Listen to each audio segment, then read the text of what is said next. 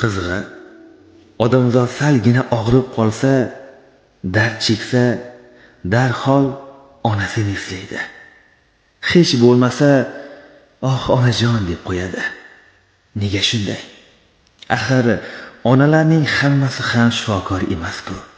Otasini, aka-ukasini, opa-singlisini, hatto turmush o'rtog'ini ham emas, aynan onasini eslaydi.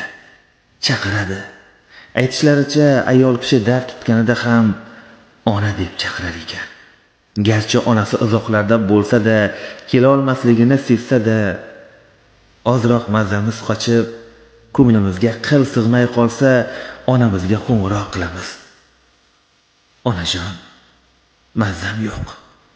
Onamiz esa odati bo'yicha vaqtida oldini olmagan ishlarimizni, yupun kiyinganimiz, vaqtida ovqatlanmaganimiz va hokazo shularni aytib koyiydi, tergaydi. Go'shakni qo'yamiz-da, negadir yengil tortamiz. 10 ta dori berolmagan davoni onaning bir lahzalik kuyilishi, qayg'urishi mehr beradi goho. Xo'sh, nega shunday?